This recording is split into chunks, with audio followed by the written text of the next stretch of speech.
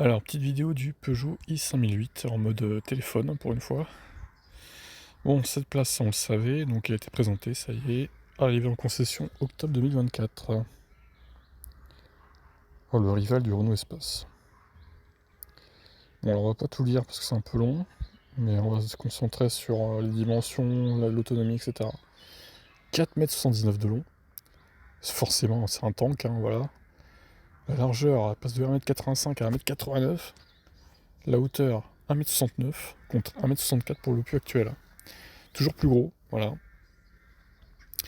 L'empattement, il passe à 2,90 m, malgré ce gabarit en haut, son énorme travail sur l'aéro a permis de soigner le SCX, qui se limite seulement à 0,77, comparé au 0,75 du nouveau 3008.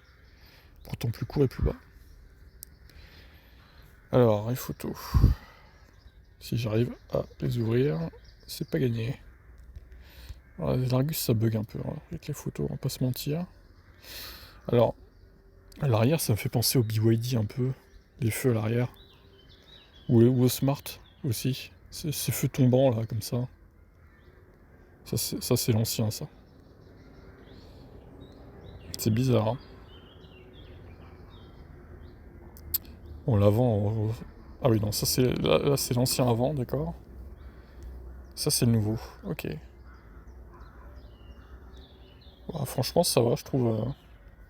À part que ça me fait penser aux voitures chinoises, c'est plutôt réussi, je trouve. Alors, la trappe de recharge est à l'arrière gauche. Ça, je comprends pas pourquoi ils font ça. Franchement, si tu veux te recharger le long de la rue, c'est merdique, quoi, en fait, hein. C'est pas terrible, hein.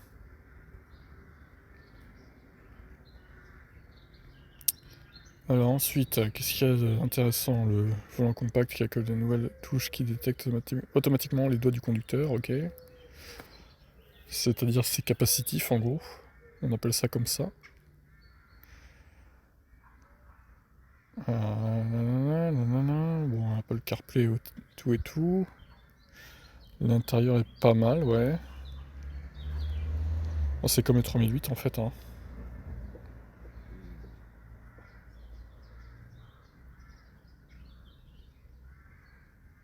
Les assistances à la conduite.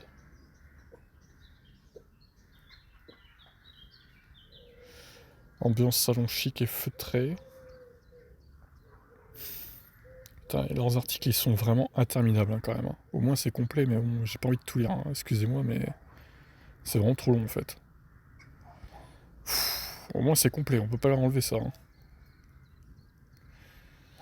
Bon, il y a l'air d'avoir de la place, ça c'est logique. Le coffre, du coup, en config cette place, 259 litres. Bon, c'est bien. C'est bien, c'est bien. Alors, sous le plancher, il y a 80 litres, ok. Sur le i5008 Dual Motor, ce rangement passera à 30 litres, les 50 litres placés sous le siège du troisième rang étant occupés par le second bloc électrique. En 5 places, c'est 748 litres. D'accord. Ce qui est bien, hein. Alors, 1815 litres, avec une longueur maxi de chargement de 2 mètres. Surface totalement plane, quand tu rabats tous les sièges, quoi, à l'arrière. Tu peux dormir dedans facilement, quoi, hein.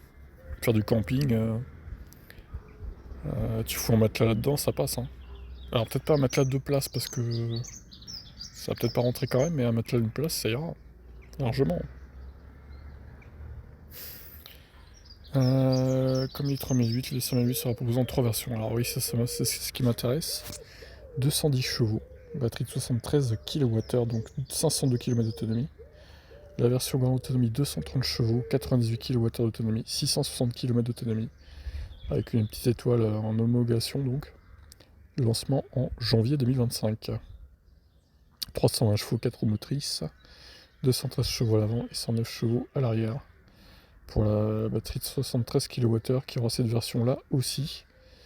Elle sera pas en version 4 roues motrices, en version long range, cette version là, c'est bizarre.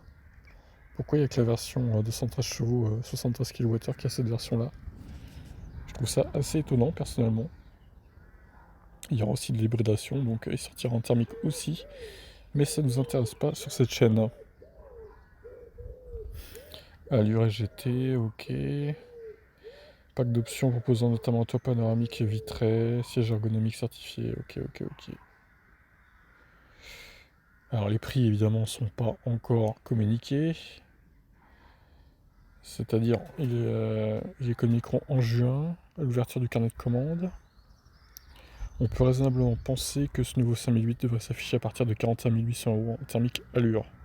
Mais on s'en fout du thermique, je sais bien que l'Argus il parle aussi du thermique, mais 48 300 € en électrique avec la version de 73 kWh. Alors, pour moi, il faudrait qu'il passe au moins cette version avec le bonus quand même. Sinon, ça va être compliqué quoi. Hein. Au moins cette version d'entrée de gamme à 46 900 quoi. Je pense que c'est ce qu'ils vont faire, ils sont pas débiles non plus. Hein. Ils vont le faire. Hein. Par contre, le reste, bah oui, la longue range sera pas avec le bonus, hein, c'est sûr et certain. Ça me paraît impossible, mais bon, après, malheureusement, on peut pas tout avoir. Pour les transporteurs à pile. C'est un peu méchant de dire ça. Bon, sinon, Model Y, ouais, bah, du coup, le Model Y n'a pas cette place en Europe. Sinon, ça aurait pu être un concurrent, mais chez nous, il a pas le droit à cette place. Je sais pas pourquoi. Qui est V9 cette place, mais il coûte bien plus cher, hein, 73 000 €. Après, bon, il y a une belle efficience et tout. Hein. Il est plus gros aussi. Bon, bah écoutez, que dire d'autre? On est à combien là? 6 minutes 40, c'est pas mal déjà. Après, c'est bien hein, qu'il y ait des véhicules 7 places électriques parce qu'on sait qu'il y a des familles nombreuses et tout quand même qui sont demandeuses avec ces véhicules-là, mais après, bon, il y aura une clientèle pour ça. Reste à savoir à quel point il va se vendre parce qu'il sera mine de rien concurrencé par le Scénic, mais bon, le Scénic a que 5 places quand même, on va relativiser. Mais il sera toujours plus cher que le Scénic et de toute façon il est plus gros aussi, donc le Scénic c'est plus i3008 au final, le concurrent direct. Mais c'est vrai que Renault n'a pas l'espace, il est que thermique en fait. Quand il réfléchit, il est peut-être hybride léger, mais il n'est pas hybride rechargeable, il n'est pas électrique l'espace de chez Renault. D'ailleurs, il faudra peut-être qu'ils s'y mettent à faire l'espace électrique, ça pourrait être pas mal. Tu lui colles la batterie du Scénic long range, et pourquoi pas tu augmentes un peu la capacité pour être à égalité avec le 5008 à 98 kWh. Là, tu auras un gros match de véhicules 7 places. Je trouve que ça serait une bonne idée de la part de Renault de faire ça. Après, je sais pas quels sont leurs projets là-dessus, mais bon. Parce que c'est vrai que bah, du coup, le i5008, il est un peu tout seul, hein, niveau 7 places. Et c'est peu plus mal pour lui, hein, après, voilà. Bon, vous en pensez quoi ce nouveau i5008? Je le trouve assez réussi, perso. Faudra voir l'autonomie réelle, hein, évidemment.